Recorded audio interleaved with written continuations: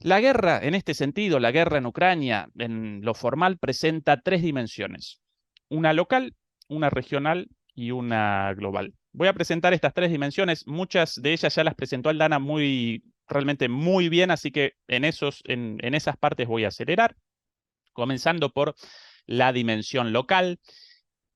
Desde una perspectiva local, el conflicto representa el conflicto en Ucrania representa la lucha entre los ucranianos prorrusos y los ucranianos proeuropeos. Este conflicto, o la primera manifestación de este conflicto, aparece en 2004, no en 2014, sino en 2004 con la denominada Revolución Naranja.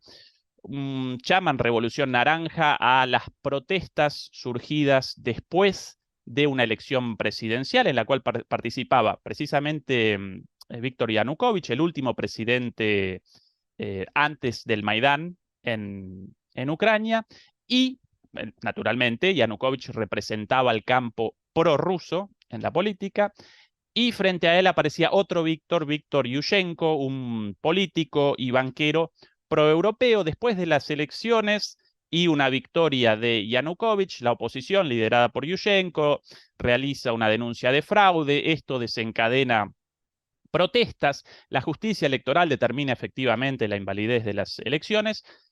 Realizan elecciones nuevamente y efectivamente Yushchenko, el líder de la oposición pro-europea, conquista el poder por los próximos 5 años hasta la vuelta de un presidente prorruso nuevamente con Yanukovych. Acá está la primera chispa de este conflicto local en Ucrania entre ucranianos prorrusos y ucranianos proeuropeos.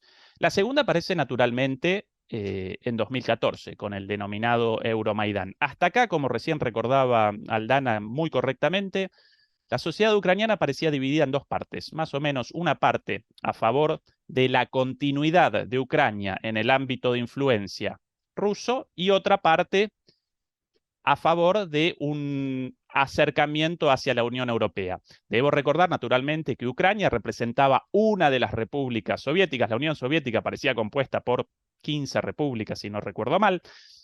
Llamaban repúblicas a las provincias. Con la caída del muro de Berlín y después la disolución de la Unión Soviética, esas provincias abandonan la Unión Soviética y aparecen como estados nacionales. Ucrania, el caso de una de ellas.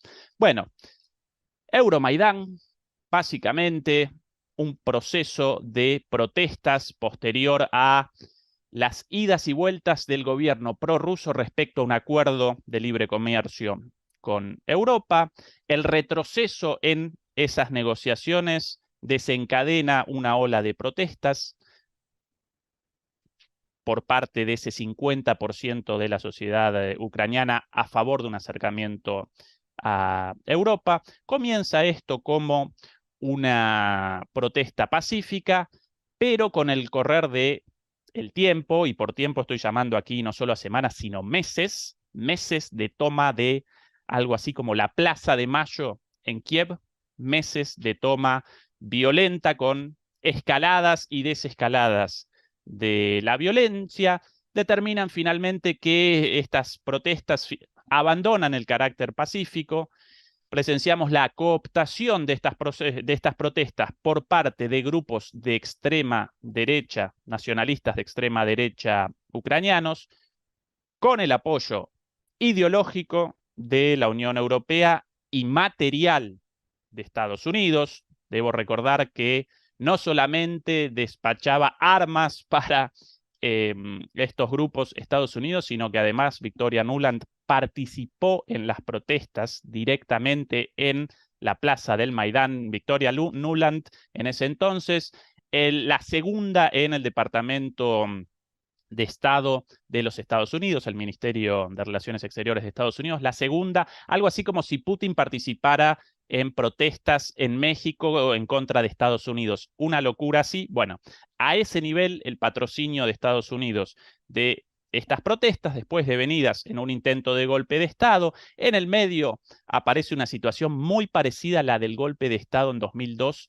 contra Chávez en Venezuela. Lo recordarán, cuando aparecían prochavistas y antichavistas y de repente comienzan desde edificios tiros a ambos lados de las protestas y eso naturalmente de francotiradores. Eso desencadena naturalmente una escalada y finalmente este proceso Euromaidán determina la caída de Yanukovych y el establecimiento de un presidente pro-europeo, el cual comienza un proceso de acercamiento acelerado, ya no a Europa únicamente, sino a la OTAN, ¿sí? Recordemos, la Unión Europea representa una alianza de carácter económico mayormente, mientras que la OTAN representa una alianza de carácter estrictamente militar.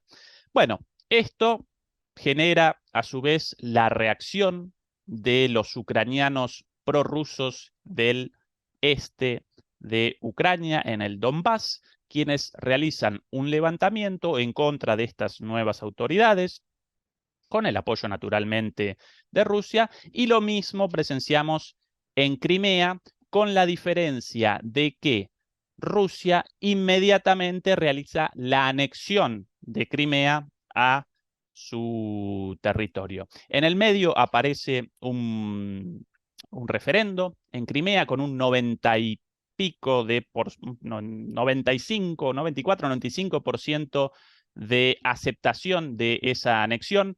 ¿Por qué esto? Y aparentemente estas cifras representan cifras reales. De hecho, una consultora estadounidense, si no recuerdo mal, Gallup, en ese entonces completamente enfrentada a Kiev, perdón, completamente enfrentada a Moscú, realizó una encuesta y aparecían cifras de aceptación y de apoyo a la anexión de Rusia altísimas, arriba del 90%, incluso entre los ucranianos étnicamente. Ucranianos, bueno, eso respondía a que Crimea, a pesar de representar hasta ese entonces una parte formal de Ucrania, presentaba una población mayormente rusa y además, en términos estratégicos, Crimea para Rusia representa una parte fundamental de su esquema de seguridad debido al acceso a los mares del sur de Europa y debido a la ciudad de Sebastopol con un puerto militar importantísimo, lo cual generó en este caso la anexión de Crimea por Rusia, ¿sí? Es el conflicto desde lo local. Ayúdenme con el tiempo, no recordé activar el cronómetro, así que ustedes me ayudan si presento por demasiado tiempo.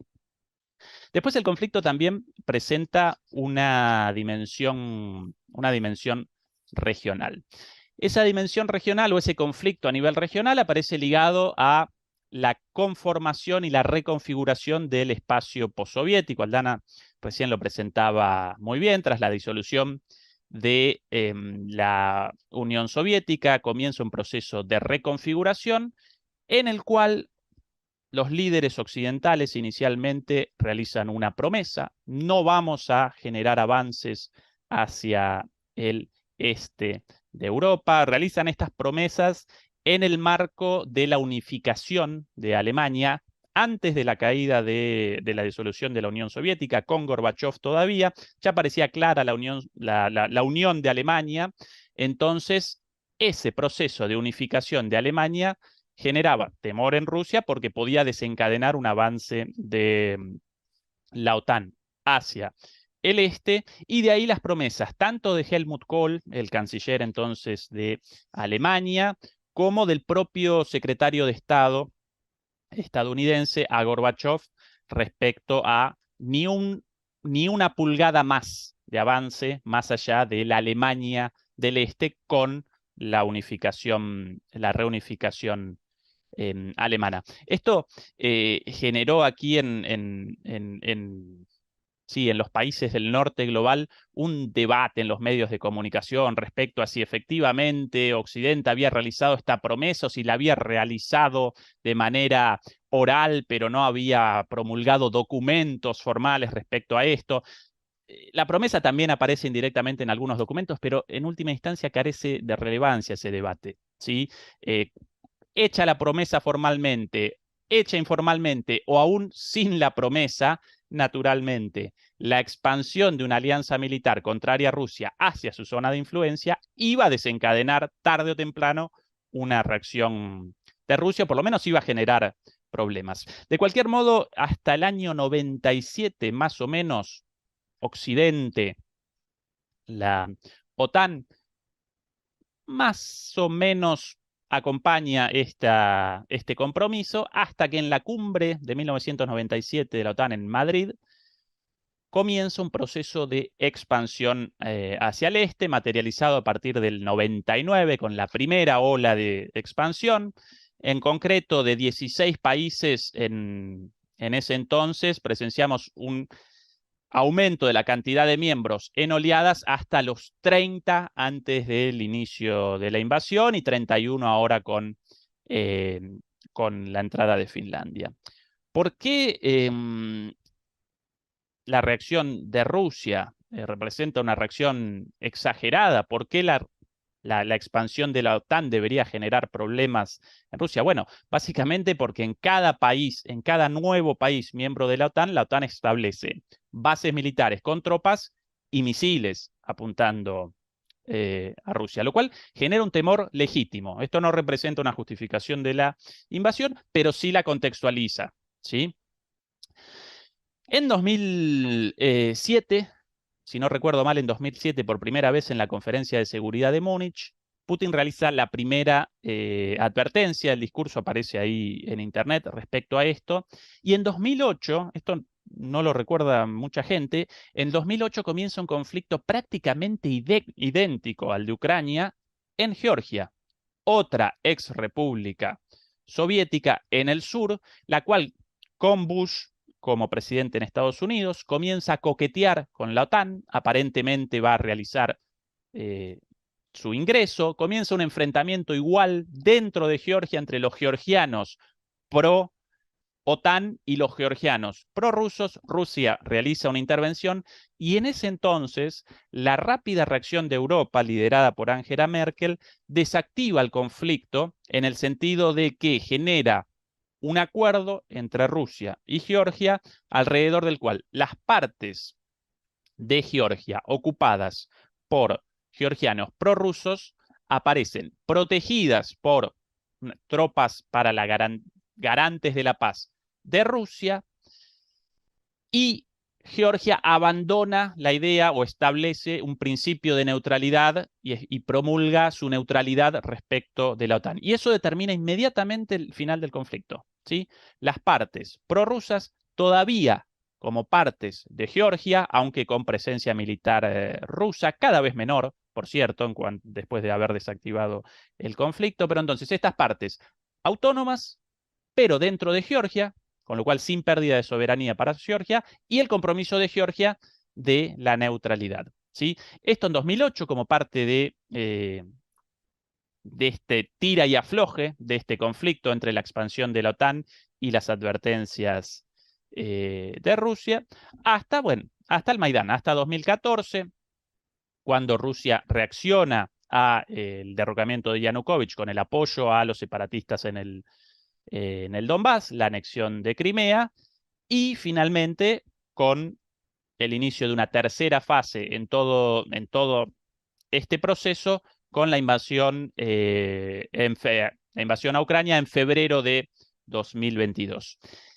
A partir de entonces comienza la última fase o la fase de guerra directa entre Ucrania y Rusia, pero esta guerra va presentando cambios, va presentando fases.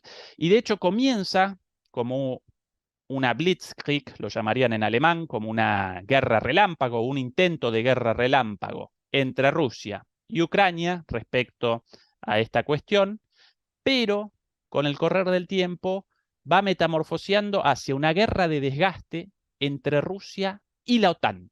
Ya no una guerra entre Rusia y Ucrania, sino una guerra entre Rusia y la OTAN, con incluso amenazas nucleares e incluso también con ataques dentro de la Unión Europea, porque la explosión de los gasoductos Nord Stream 1 y Nord Stream 2 en realidad representan un acto de guerra dentro de los aliados, porque aparece clarísimo que el atentado fue perpetrado por Estados Unidos, ¿sí? Esa es la dimensión regional del conflicto. En última instancia aparece, bueno, perdón, debo recordar naturalmente que este conflicto generó consecuencias terribles para Europa, las cuales voy a presentar al final de mi presentación. En tercer lugar, la dimensión global del conflicto, y esta dimensión global aparece ligada a la reconfiguración del orden mundial. De esa manera comenzaba mi intervención. Una reconfiguración tanto en lo político, sin dudas, en este cambio desde un orden unilateral hacia un orden al cual yo caracterizo como multicéntrico, no multipolar, sino multicéntrico. Si quieren, más adelante podemos en las preguntas establecer el foco en este debate. Pero también presenciamos una reconfiguración económica del orden mundial, con una transición desde la globalización neoliberal hacia, yo aquí aventuro una hipótesis, hacia lo que en la cumbre de Davos llaman state-led capitalism, un capitalismo dirigido por los estados, no un capitalismo estatal a la forma de los capitalismos, de los socialismos soviéticos, sino un capitalismo dirigido por el Estado con una presencia muchísimo mayor del Estado como director en base al modelo chino, ¿sí? Presenciamos estos cambios no solamente, naturalmente, en China, sino también en muchos países de Occidente, Estados Unidos, Europa y demás.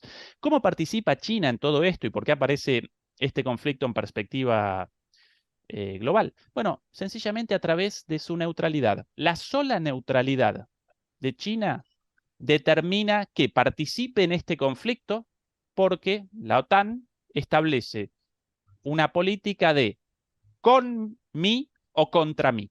Entonces, solamente eso genera una participación de China y genera las condiciones para la aparición de polos alternativos de poder. De ahí la aparición de China por un lado, pero también la aparición de la India como país neutral. De ahí también la posición de Medio Oriente. Medio Oriente participa en esto también como neutral. Una vez más, supuestamente un país neutral no participa, pero en un contexto en el cual apareces con o contra, la neutralidad connota en este marco una participación. Medio Oriente no participa. Interrumpo, Sí, Ezequiel. Quedan 5 minutos. bien, gracias. Medio Oriente, lo mismo Sudáfrica, África, incluso América Latina, ¿sí? Ninguno de ellos participa ni en las sanciones ni en los envíos de armas. Así que el cambio o el conflicto desde una perspectiva, desde una perspectiva global. Estas las tres perspectivas y sin lugar a dudas, como recordaba recién, este conflicto genera consecuencias para todo el mundo,